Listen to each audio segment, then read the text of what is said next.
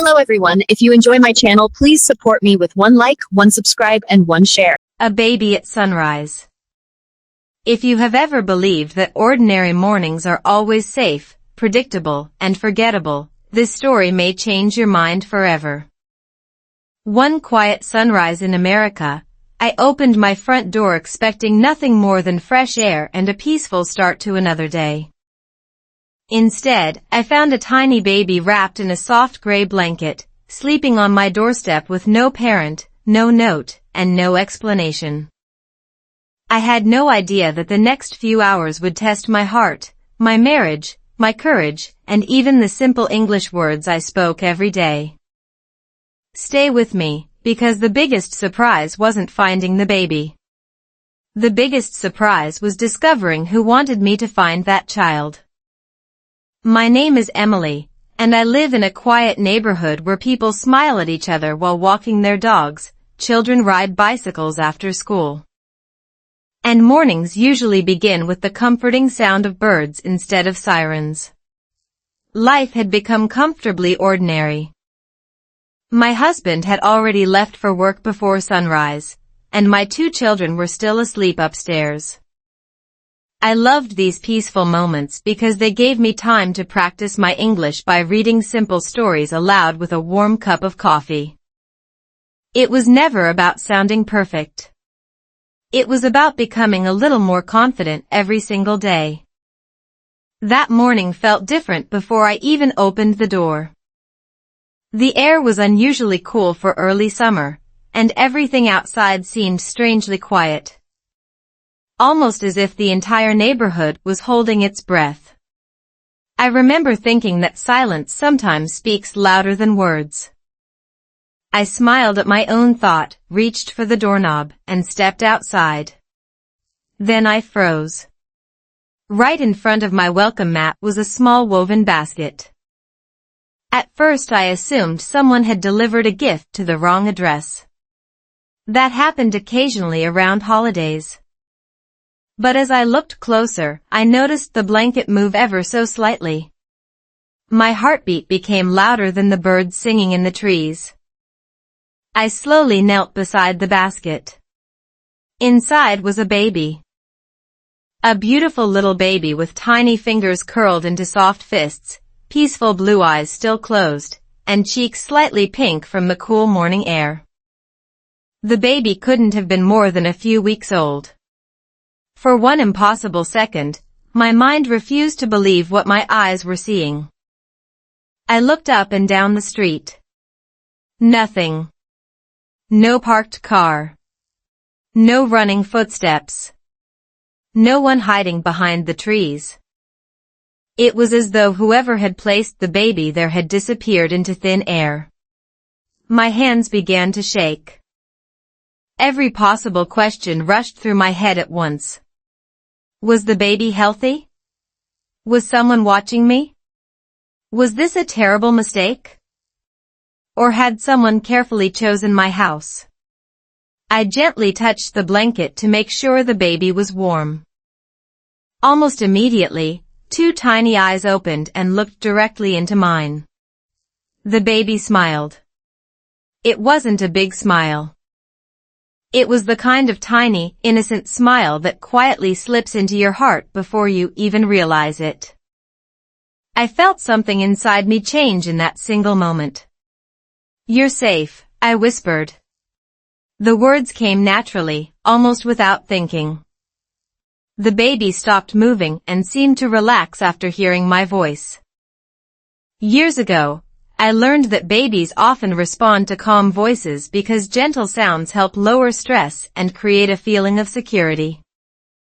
Scientists explain that newborns recognize rhythm and emotional tone long before they understand language.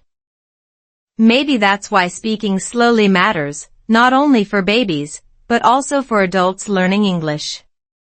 Slow words give the brain time to breathe. I carefully picked up the basket and carried it inside my house. My coffee sat untouched on the kitchen counter while I searched for a clean blanket and turned up the heat a little. My heart raced as I reached for my phone to call 911. Before I pressed the first number, something caught my attention. Hidden beneath the baby's blanket was a small white envelope. There was no address. No stamp. Only 3 words written across the front in neat handwriting. For Emily only. I had never seen that handwriting before. Or at least I thought I hadn't. My finger hovered above the emergency call button while I stared at the envelope, suddenly wondering if opening it would answer every question, or begin a mystery far more dangerous than finding a baby on my doorstep. The letter said my name. Have you ever held something so small that it felt heavier than your entire life? I was still staring at the white envelope while a baby I had never met quietly watched me from my kitchen table. Every instinct told me to call 911 immediately. But another voice inside my head whispered that the answer to this impossible morning might already be in my hands. I had no idea that opening one simple envelope would lead me toward a secret that connected my family to someone hiding much closer than I could ever imagine. My fingers trembled as I carefully opened the envelope. Inside was only one folded sheet of paper. No signature. No date. No return address. Just one sentence written in the same careful handwriting that appeared on the front. Please trust your heart before you trust your fear. I read it once. Then twice. Then a third time. That was all. No explanation about the baby. No reason my name had been chosen. No clue about where the child's parents had gone. Instead of answering my questions, the letter multiplied them. The baby let out a tiny sound that pulled me back to reality. I looked into those curious little eyes and noticed something unexpected. Around the baby's wrist was a soft fabric bracelet with a tiny embroidered star. It looked handmade, not something from a hospital. Whoever left this child had taken great care with every detail. I finally pressed the emergency number. The dispatcher answered calmly, asking me to describe everything I had found. Her steady voice helped slow my breathing.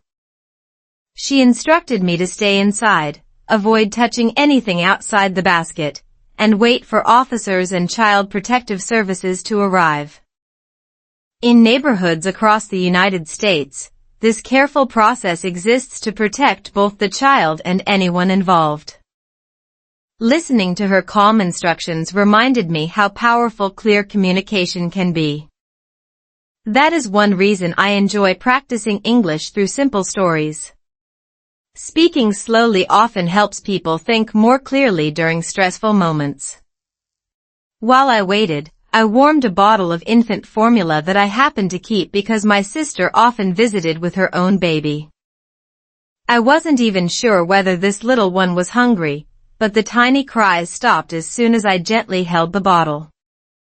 The baby looked directly into my eyes again, almost as if trying to memorize my face. A few minutes later, my husband called during his coffee break. I heard police sirens near our street. Is everything okay? I hesitated. No, I whispered. Everything has changed. He laughed softly, thinking I was joking. Then I said 4 words that made the silence on the phone feel endless. There's a baby here. He didn't speak for several seconds. Finally he answered, I'm coming home. Before I could say anything else, a police vehicle slowly stopped outside my house. Another car followed behind it. 2 officers approached the front door while a woman wearing a Child Protective Services badge carried a small medical bag. Their expressions were kind, but I could tell they had already realized this case was far from ordinary. After checking the baby's health, one officer asked me the question I had been dreading. Mrs. Carter, has anyone threatened your family recently? I shook my head. No. He nodded, then quietly reached into the basket one more time. There seems to be something else. Carefully hidden beneath the woven lining was a tiny silver key attached to a faded blue ribbon. The officer looked at the key. Then he looked at me. "We don't know what this opens," he said slowly, "but I have a feeling whoever left this baby expected you to find it." At that exact moment, my security camera app sent a notification to my phone. It had discovered a new video recorded just before sunrise. And someone wearing a hood was standing at my front door, looking directly into the camera before disappearing into the darkness. The face on the camera. Some videos answer questions. Others create nightmares that refuse to leave your mind. As the police officer handed my phone back to me, I expected blurry footage of a stranger quietly leaving a baby at my front door. Instead, I watched a person in a dark hood pause, look directly into my security camera as if they wanted me to see them. And then do something so unexpected that everyone standing in my living room fell completely silent. That single moment made me realize this wasn't a random act. Someone had planned every detail, and somehow, I was part of the plan. I tapped the play button with trembling hands. The timestamp showed 5:11 a.m. The quiet street looked exactly as it always did before sunrise. A dark SUV slowly stopped across the road with its headlights turned off. For several seconds, nothing happened. Then the driver's door opened. A hooded figure stepped out. The person carried the woven basket carefully, almost protectively, as if every movement mattered. There was no panic, no rush, no sign of anger. Instead, there was hesitation. Whoever this was seemed to stand on my porch for a few extra seconds, breathing deeply before gently placing the basket on the welcome mat. The figure reached toward the baby's blanket one last time. It almost looked like a goodbye. Then something happened that none of us expected. Instead of walking away immediately, the person slowly lifted their head and looked straight into my camera. Even with the hood hiding most of the face, I could sense sadness. The figure quietly raised one hand toward the camera, not waving, not threatening, simply placing a hand over their heart. The officer replayed that moment twice. "That's unusual," he murmured. The Child Protective Services worker nodded. "This doesn't look like abandonment. It looks like trust." Those words stayed with me. Trust. I couldn't explain why, but hearing that made my chest tighten. The letter. The careful blanket. The handmade bracelet. The silver key. None of it matched the terrible stories we often hear on the news. It felt as though someone had made an impossible decision and believed my family was the safest place for one tiny child. My husband arrived just then, rushing through the front door with worry written all over his face. The moment he saw the baby sleeping peacefully in my arms, he stopped talking altogether. He simply smiled. "What happened?" he whispered. "I don't think anyone knows yet." The officers showed him the video. His expression changed from confusion to disbelief. "They looked at the camera on purpose," he said. "Exactly," the officer replied. My husband squeezed my hand. "Emily, do you recognize anything?" I wanted to say no. I truly wanted to. But there was one small detail my mind refused to ignore. The blue scarf wrapped around the hooded person's wrist looked strangely familiar. I had seen that exact pattern before somewhere in town. I just couldn't remember where. Stress has a funny way of hiding memories until the brain feels safe enough to find them again. Psychologists often explain that emotional events can temporarily interrupt normal recall. That reminded me why I enjoy learning English through slow stories. When words come one step at a time, the brain has room to connect ideas instead of rushing past them. While the officers collected the basket for evidence, the Child Protective Services worker gently examined the baby's tiny bracelet again. There are initials stitched inside. She carefully turned the soft fabric over. The room became silent. The letters were beautifully embroidered in dark blue thread. E.C. My heart skipped. Those were my initials. Emily Carter. Nobody else in the room spoke. The officer slowly looked from the bracelet to me. Mrs. Carter, he said quietly, I don't think your name on the envelope was a coincidence anymore. Before I could answer, my phone vibrated again.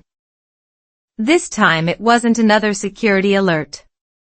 It was a text message from an unknown number. There were only 6 words. Don't let them take her away. Don't let them take her. What would you do if a stranger knew exactly what you were thinking before you even spoke? The moment I read the text message saying, don't let them take her away, the room suddenly felt smaller. No one outside should have known the baby was still in my arms. No one should have known the police had arrived. Yet someone was watching closely enough to send those 6 words at the exact moment my heart was already breaking. I wasn't just holding an abandoned baby anymore. I was standing in the middle of a mystery that seemed to know my name, my home, and somehow my every move. I stared at the screen until the letters blurred together. The officer noticed my expression immediately. Is everything all right? Without saying a word, I handed him my phone. His calm face changed almost instantly. Who sent this? I don't know. He checked the number, then quietly passed the phone to another officer, who began tracing it through their system. They explained that anonymous online numbers were common and often difficult to identify immediately. Even so, every message became important evidence. The Child Protective Services worker gently reached for the baby. We'll need to bring her to a licensed emergency care home while we continue the investigation. The words were completely reasonable. They were also the hardest words I had heard all morning. The baby was asleep against my shoulder, breathing softly, completely unaware that adults were making decisions about her future. Without thinking, I held her just a little closer. I'm not trying to keep her, I said quietly. I just don't want her to be scared. The social worker smiled with kindness. I know. She wasn't cold or distant. She spoke with the calm confidence of someone who had comforted many frightened children and families before. That reminded me that compassion often sounds gentle instead of dramatic. It also reminded me why I enjoy learning English through real-life stories. The simplest words are often the ones people remember when emotions are strongest. While everyone discussed the next steps, my husband walked to the front window. The reporters aren't here yet, he joked softly, trying to lighten the mood. No one laughed. Then his smile disappeared. There was no car there a minute ago. We all looked outside. Across the street sat an old blue sedan with dark-tinted windows. The engine was running. Nobody got out. Nobody drove away. It simply waited. One officer immediately stepped outside while another asked us to remain inside the house.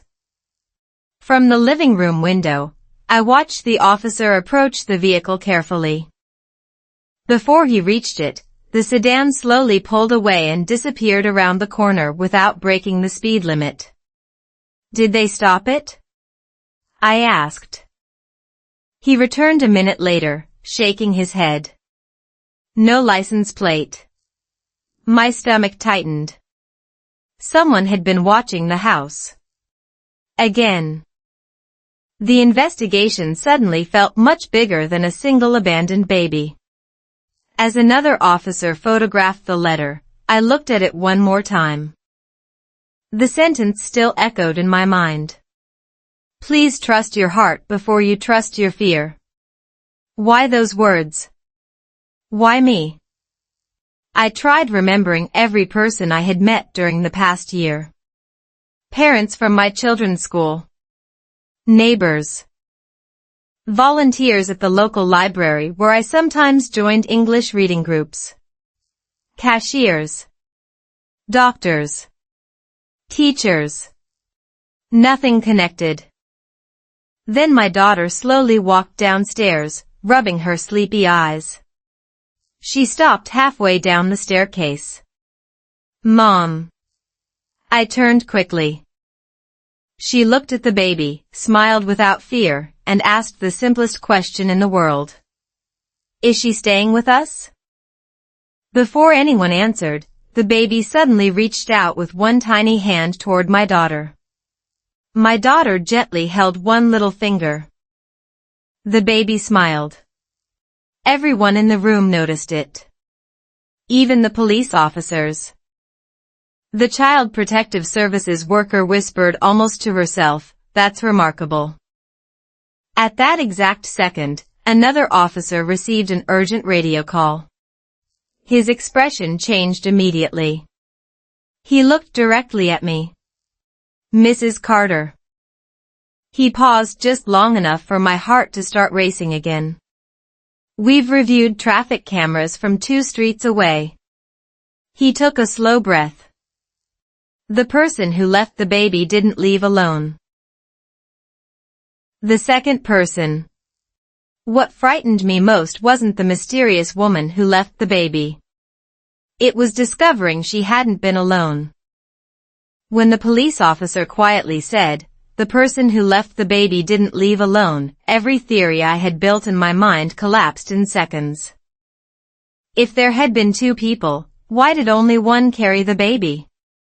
Why did only one step onto my porch? And perhaps the most disturbing question of all. Was the second person protecting the baby, or watching to make sure the first person never came back? No one spoke for several seconds.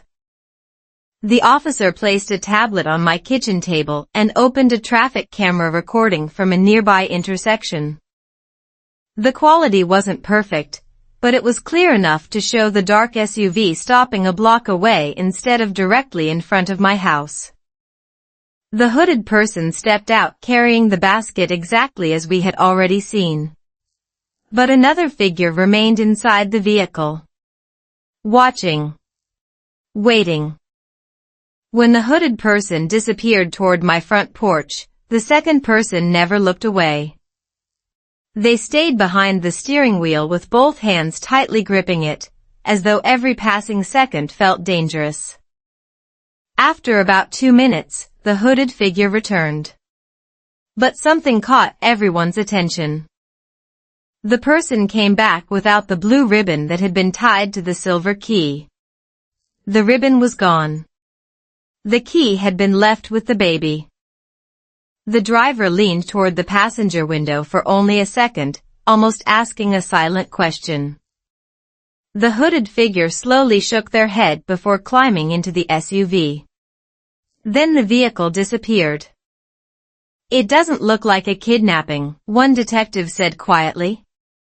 "It looks like a goodbye." Those words settled heavily over the room. I looked down at the little girl sleeping peacefully in a borrowed blanket. She had no idea that complete strangers were trying to piece together the first chapter of her life. Babies cannot understand language yet, but they often recognize warmth, rhythm, and gentle voices. That thought reminded me why I enjoy practicing English by reading slowly out loud.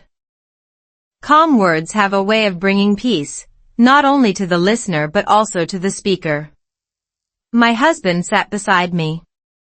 "What are you thinking?" he asked. I answered honestly. "I'm thinking no one leaves a baby like this unless every other choice feels even worse." He nodded without arguing. For the first time that morning, neither of us focused on the mystery. We focused on the parents we had never met. Somewhere, someone had woken up without this little girl beside them. Whether they were running, hiding, crying, or desperately hoping she would survive. I couldn't stop imagining the pain behind that impossible decision. Just then, the detective received another update from the forensic team. "There were fingerprints on the basket," he announced. I held my breath. But they belonged to at least 4 different people. 4. That changed everything again. Some of the prints were too smudged to identify immediately. Others appeared surprisingly clean, almost as if someone had carefully handled the basket without rushing. Whoever planned this had not acted in panic. There had been preparation. The Child Protective Services worker gently wrapped another blanket around the baby. "We'll continue searching hospitals, missing person reports, and birth records," she explained. "Sometimes answers arrive much faster than expected." I wanted to believe her. Then something flashed through my mind. "The ribbon," I whispered. Everyone looked at me. The blue ribbon wasn't just decoration. I reached for the silver key resting inside the evidence bag. The ribbon had tiny stitched stars. Exactly like the bracelet on her wrist. The detective examined both items side by side. He slowly smiled. "I think you're right." Carefully turning the ribbon over under the light, he noticed something almost invisible sewn into the fabric. 3 tiny numbers. 214. Not a phone number. Not a date. Just 3 numbers. The detective looked directly at me. "In this town." He paused. "Apartment 214 belongs to someone already connected to another investigation." Before anyone could ask another question, my phone rang again. The screen displayed the same unknown number. This time, instead of a text message, the caller was waiting for me to answer. The voice on the phone. "Some phone calls change your schedule. Others change your entire life." As the unknown number flashed across my screen for the second time that morning, every person inside my house stopped moving. The detective silently motioned for me to answer but not to say my full name. My heart pounded so loudly that I could barely hear the ringing. I thought I was about to meet the person who left the baby. I was wrong. The voice waiting on the other end carried an even more shocking truth, and before the call ended, I realized this mystery had been growing quietly for months without anyone noticing. I pressed the speaker button. For a moment, there was only silence. Then I heard slow breathing. Not angry. Not frightened. Just exhausted. Finally, a woman's soft voice whispered, "Is she safe?" I looked down at the little girl sleeping peacefully in my arms. "Yes," I answered carefully. "She's warm. She's safe." A long pause followed. Then I heard what sounded like quiet crying. "Thank you."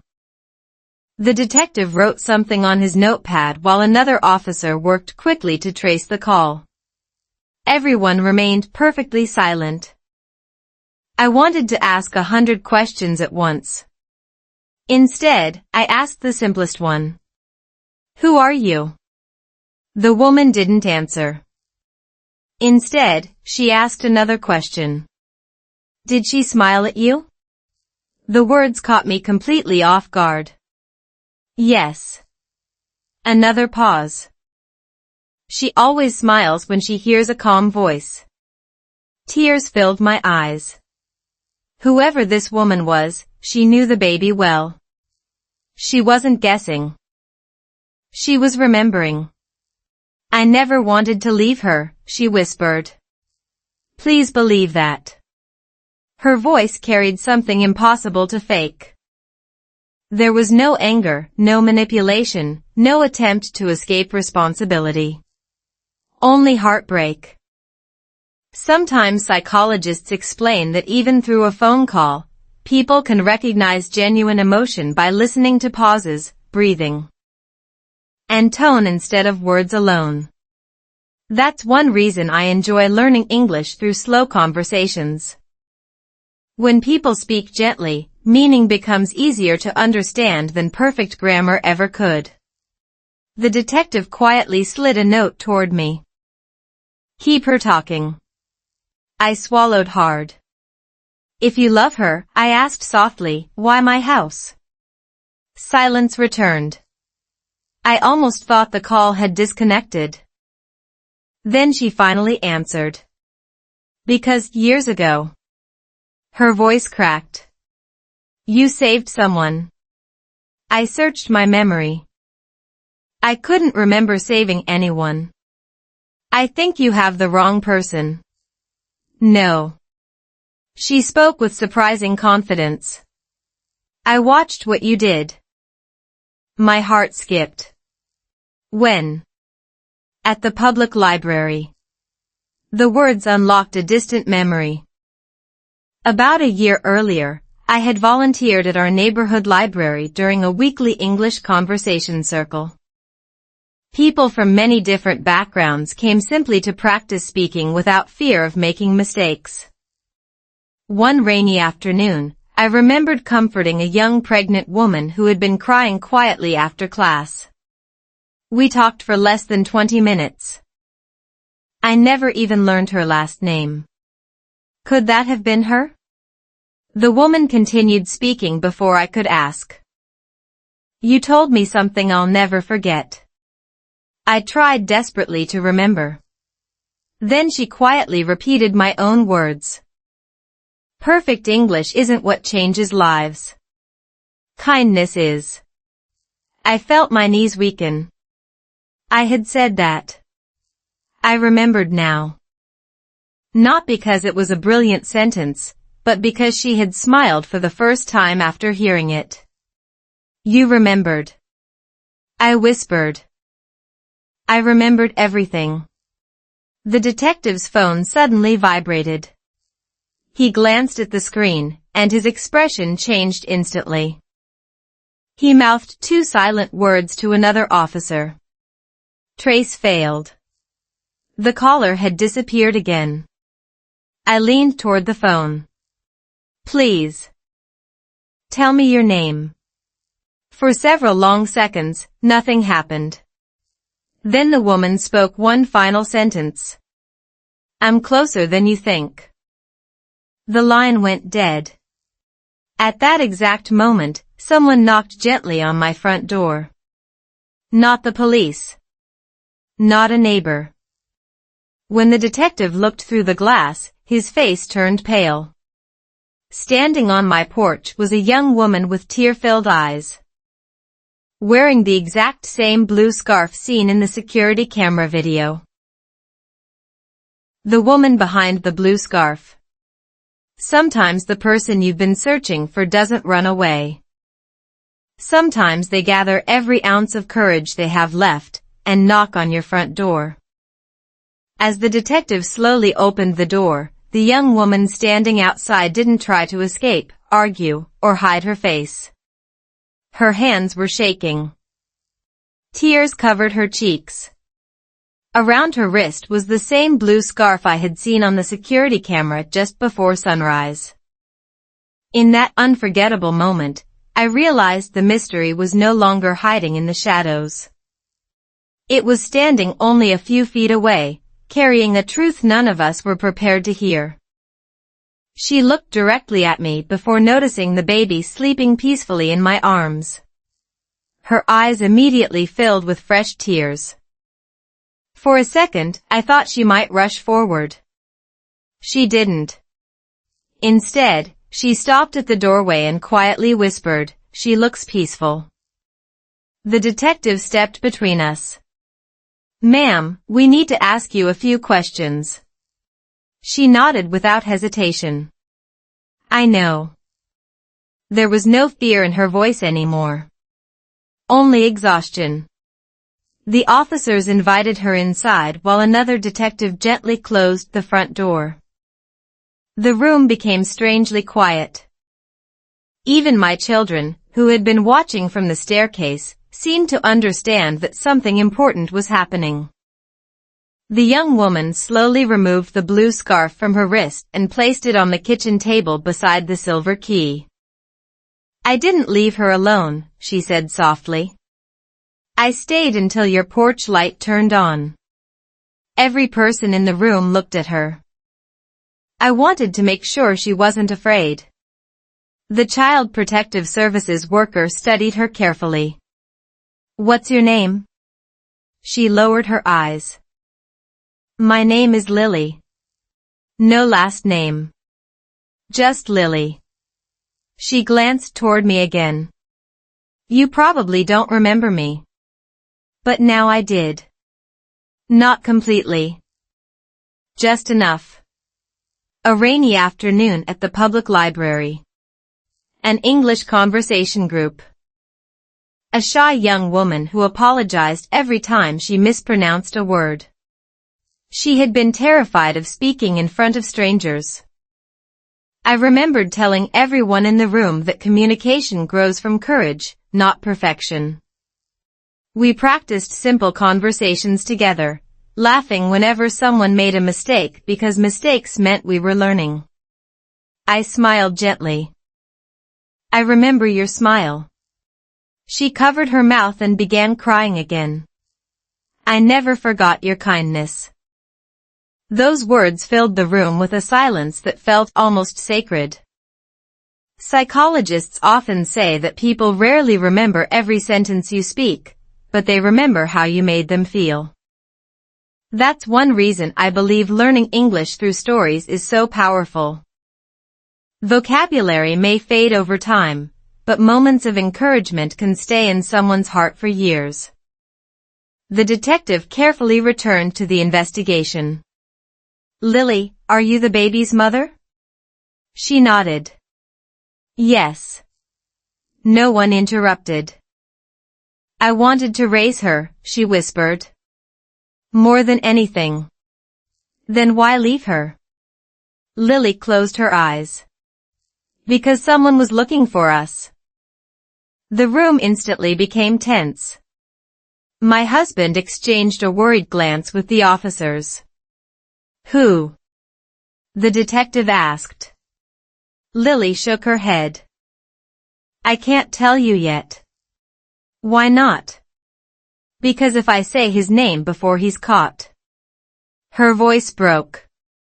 "He'll know exactly where I am." The detectives immediately became more alert.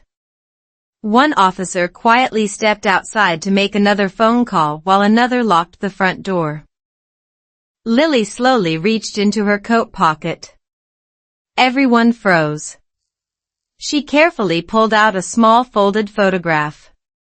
Not a weapon. A photograph. She handed it to me. It showed me standing beside Lily at the library nearly a year earlier after our English practice session. I had completely forgotten the picture had ever been taken. On the back, written in familiar handwriting, were the exact same words from the letter. "Please trust your heart before you trust your fear." My hands began trembling again. "Lily," I whispered. "You wrote the letter." She nodded. "Yes." Before I could ask another question, a loud crash echoed from outside. Every officer turned toward the front window. The detective pulled the curtain aside. A black SUV had stopped in the middle of the street. The driver's door slowly opened. And the person stepping out wasn't wearing a hood anymore. This time, we could finally see their face. The man from the black SUV. There are moments when fear tells you to look away, but your heart refuses to blink. As the black SUV stopped in front of my house, every instinct screamed that the next few seconds would decide the baby's future. The officers moved toward the windows. Lily suddenly grabbed my arm so tightly that I could feel her trembling. Then she whispered 4 words that made the air inside my home feel impossibly heavy. He finally found us. I thought the man outside had come to take the baby. What actually happened was something none of us expected. The driver's door slowly opened. A man in his early 40s stepped onto the sidewalk. He wasn't wearing a mask. He wasn't carrying a weapon. His hands remained visible at his sides as he looked toward my front porch with tired, red eyes. Even from inside the house, I could see he hadn't slept much. The detectives immediately stepped outside while another officer remained inside to protect us. Through the living room window, I watched the conversation unfold without hearing every word. The man never resisted. He simply nodded as the officers spoke to him. Lily's breathing became faster. "Please don't let him see her," she whispered. I gently held her hand. "You don't have to face this alone." Sometimes the strongest sentence in any language is also the shortest. During my English reading practice, I often remind myself that simple words can carry deep meaning. I'm here. You're safe. We can help. Those expressions are easy to understand, yet they often arrive exactly when someone needs them most. After several minutes, one detective returned inside. "Emily," he said calmly, "he says his name is Daniel." Lily lowered her head. "I know. He claims he isn't here to hurt anyone." She remained silent. The detective continued carefully. "He says he's the baby's grandfather." Every person in the room froze. Grandfather? That possibility had never crossed my mind. Lily slowly wiped away her tears. "He isn't lying." The detective sat across from her. "Then help us understand." For a long moment, Lily stared at the sleeping baby before speaking. "My parents died when I was young. Daniel married my mother years ago. He helped raise me." She paused. "He isn't a bad man." I looked toward the window where Daniel still stood quietly beside the police officers. "If he isn't dangerous," I asked gently, "why were you hiding?" Lily closed her eyes. "Because someone else was following both of us." The room became silent again. "So Daniel wasn't chasing you?" "No. He was trying to find me before someone else did." That single sentence changed everything. The detectives immediately exchanged serious looks. Their investigation had been built around the assumption that Daniel was the threat. Now they realized he might have been protecting Lily all along. The lead detective quickly stepped back outside to question Daniel again.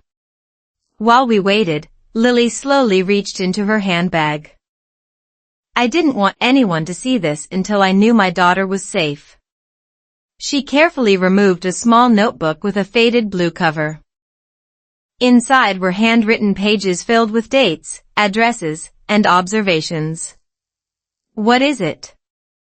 I asked. "My journal." She turned to one page. I wrote down every place I saw the same gray pickup truck following me.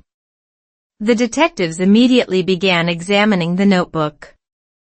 Several locations matched traffic camera reports collected earlier that morning.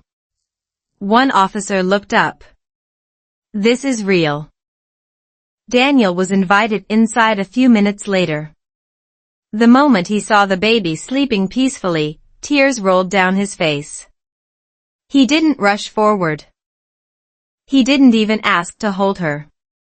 Instead, he quietly said, "Thank you for keeping my granddaughter safe." His voice sounded sincere. Lily looked at him for the first time that day. "I'm sorry," she whispered. Daniel shook his head. "No. I'm sorry I couldn't find you sooner." For a brief moment, it felt as though the nightmare might finally be ending. Then a detective's radio suddenly crackled with an urgent transmission. "Unit 12, be advised." Everyone turned. "We've located the gray pickup truck from the surveillance footage." The detective's face became completely serious as he listened to the rest of the message. After several long seconds, he slowly lowered the radio and looked directly at Lily. "They found the truck." He paused. "Parked less than 2 blocks from this house." The gray pickup's secret. The most dangerous truth isn't always hiding far away. Sometimes it's parked just 2 blocks from your home, waiting for the right moment to reveal itself. When the detective announced that the gray pickup truck had been found nearby, every heartbeat in the room seemed to pause. I looked at the baby sleeping peacefully in my arms, then at Lily, whose face had turned completely pale. I thought we were finally reaching the end of this unbelievable story. Instead, we were about to uncover the one secret that connected every mysterious clue, the basket, the letter, the silver key. And the reason my front door had been chosen from thousands of homes across America.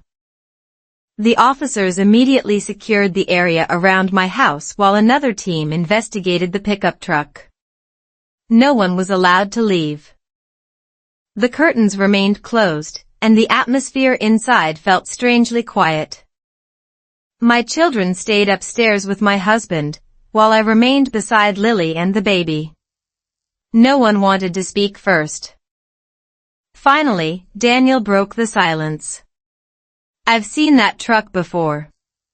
Every detective turned toward him. "Where?" one asked. "Outside Lily's apartment.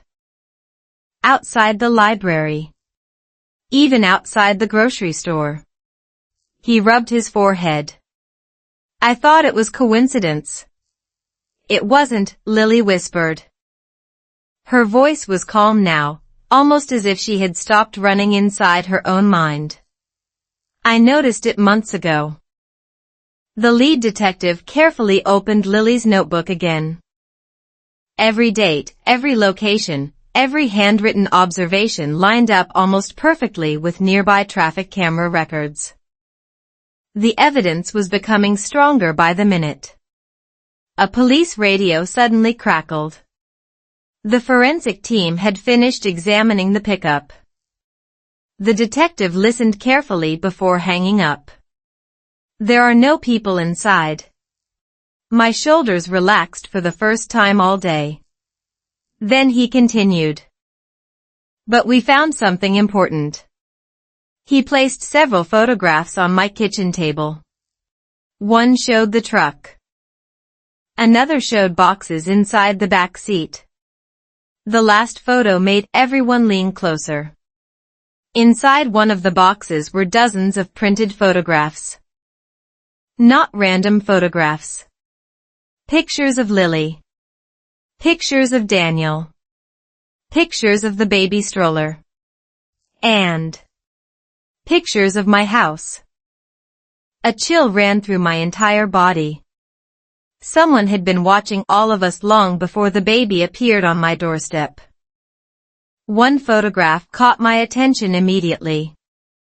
It showed me standing outside the public library after an English reading group almost a year earlier.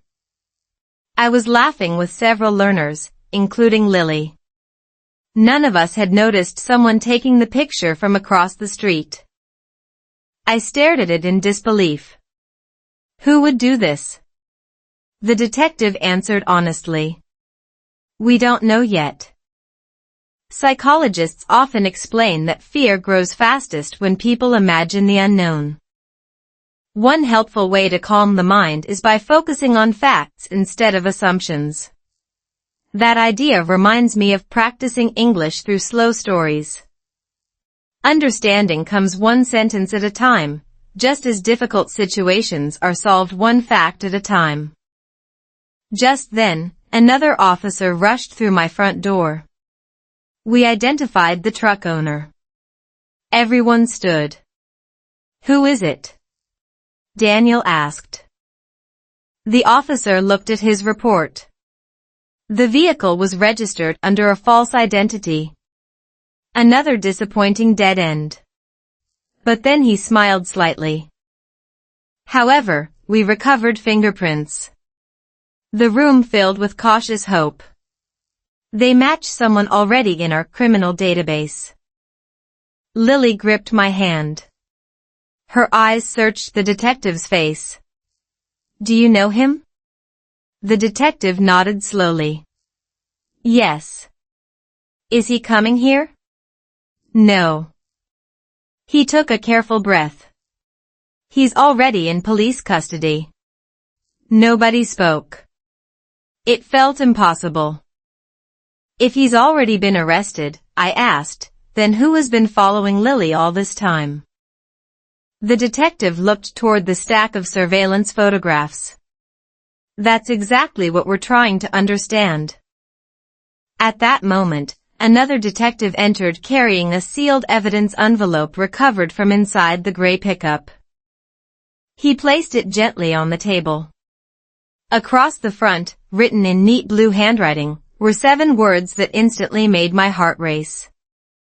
Open only after she is safe. Every eye in the room turned toward me. Because beneath those words, the envelope had my name written on it once again. Emily Carter. The last letter. Sometimes the final answer isn't hidden inside a dramatic chase or a courtroom confession. Sometimes it arrives in the quietest way imaginable, a single envelope with your name written across the front. As every pair of eyes in my living room turned toward me, I slowly reached for the letter recovered from the gray pickup truck. I had opened one mysterious envelope that morning, and it had changed my life forever.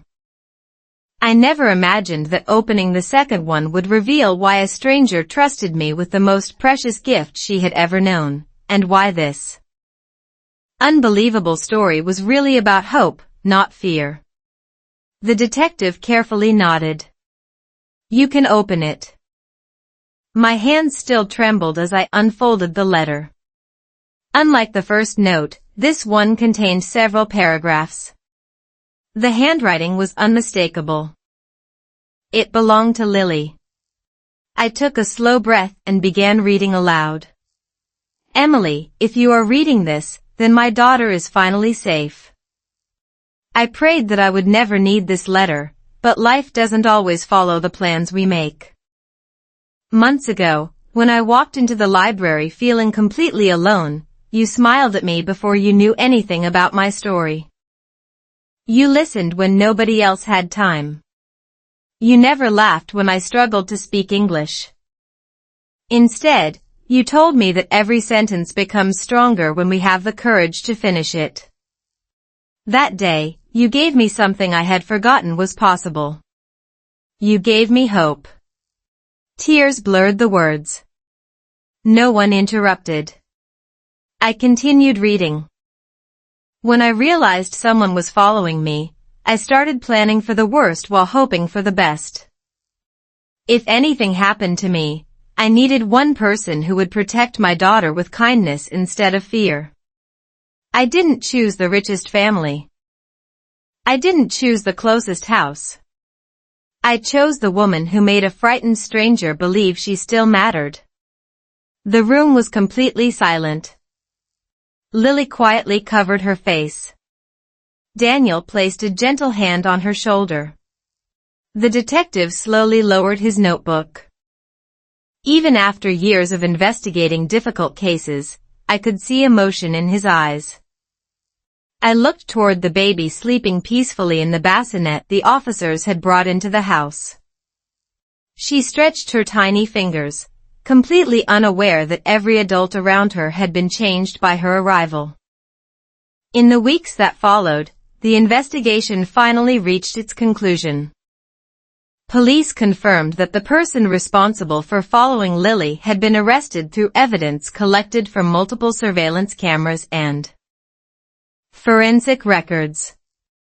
Child Protective Services worked closely with Lily, Daniel, and the family court to ensure the little girl would grow up in a safe, loving environment. Instead of losing her daughter forever, Lily received the support she needed to begin rebuilding her life. Watching that process reminded me that compassion and justice can exist together when people choose to help instead of judge. Life slowly returned to its ordinary rhythm, but ordinary no longer felt ordinary. Every morning when I opened my front door, I paused for a second before stepping outside. Not because I expected another mystery, but because I had learned that one unexpected moment can completely rewrite a person's future. I also returned to the public library. Every Thursday evening, our English conversation circle became a little larger. New learners joined. Old friends returned. We still made grammar mistakes. We still laughed when we searched for the right word. And every time someone apologized for imperfect English, I smiled and repeated the same sentence that had traveled farther than I ever imagined. Kindness speaks every language. Perhaps that is the greatest lesson this story gave me. Fluency is wonderful, but courage opens doors first. A simple conversation, a patient smile, or one encouraging sentence can quietly become the turning point in another person's life. You may never know whose future changes because you decided to be kind today. Sometimes people ask whether finding that baby was the biggest miracle of my life. I always smile before answering. No. The miracle wasn't that a baby appeared on my doorstep. The miracle was discovering that hope can find its way home through the smallest acts of kindness.